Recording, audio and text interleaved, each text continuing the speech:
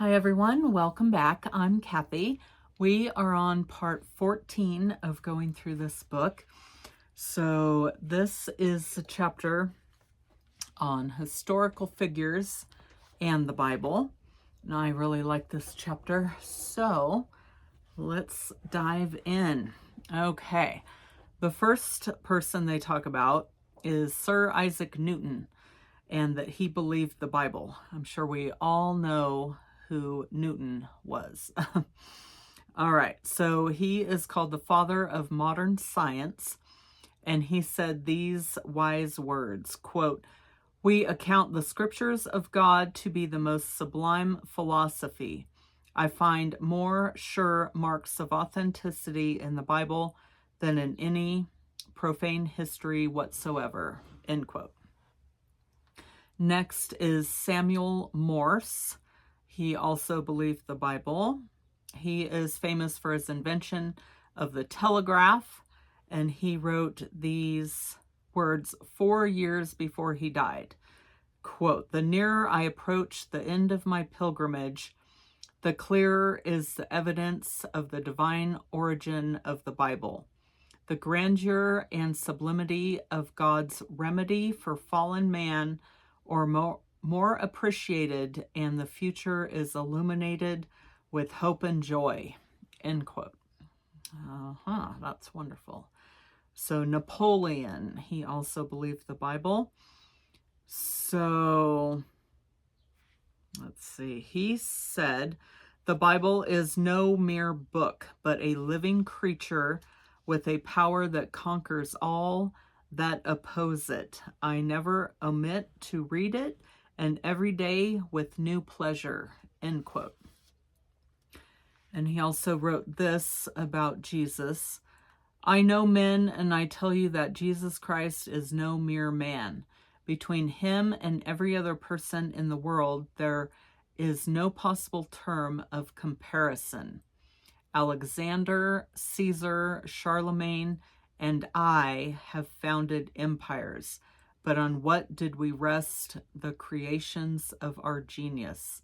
Upon force. Jesus Christ founded his empire upon love, and at this hour millions of men would die for him."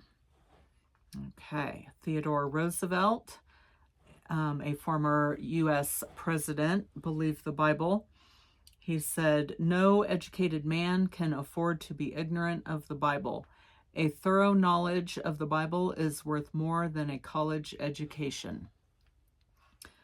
All right, Patrick Henry, he, I believe, is one of the founders of the U.S.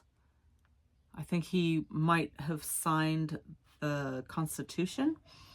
So he said, quote, "Here is a book worth more than all the other books which were ever printed, yet it is my misfortune never to have, till lately, found time to read it with proper intention or feeling."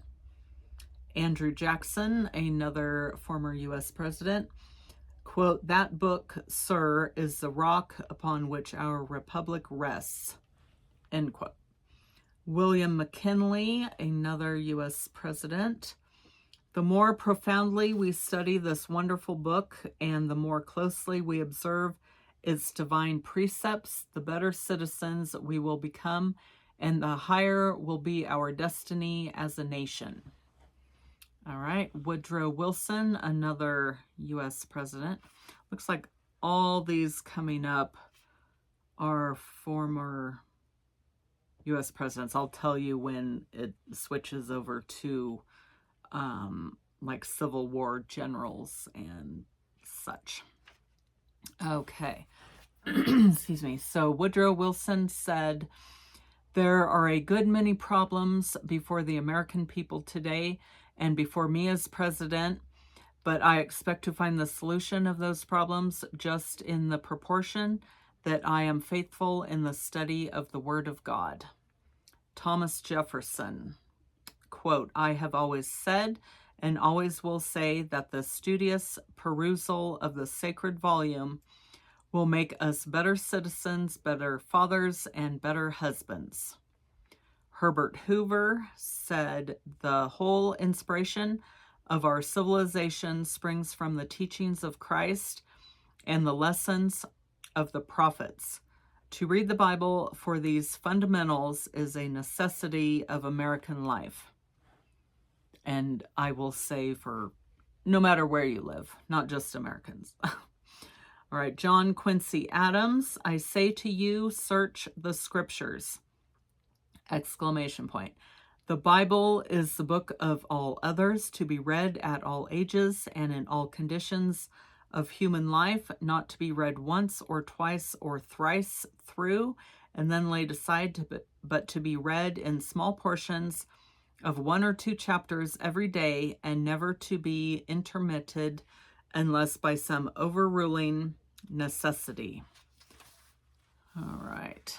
Franklin D. Roosevelt, we cannot read the history of our rise and development as a nation without reckoning the place the Bible has occupied in shaping the advances of the Republic.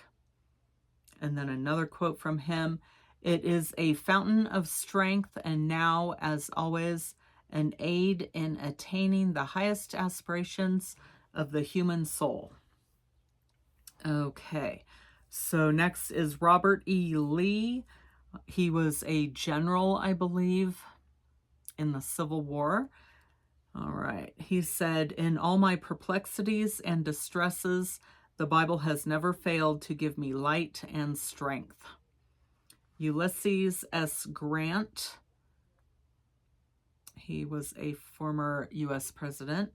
Hold fast to the Bible as the sheet anchor of your liberties. Write its precepts in your hearts and practice them in your lives.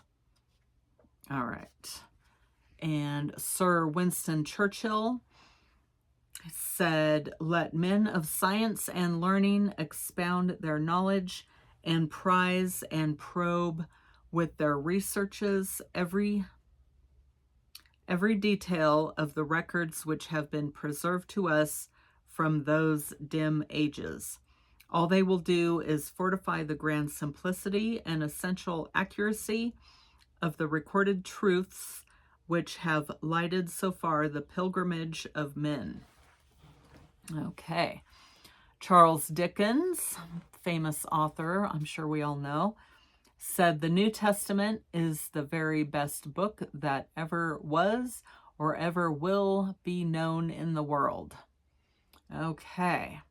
I think we'll stop right there for now. And the next one will continue this chapter because there's still quite a bit. All right. Well, I hope everyone's doing well, and I will see y'all in the next video. All right. God bless.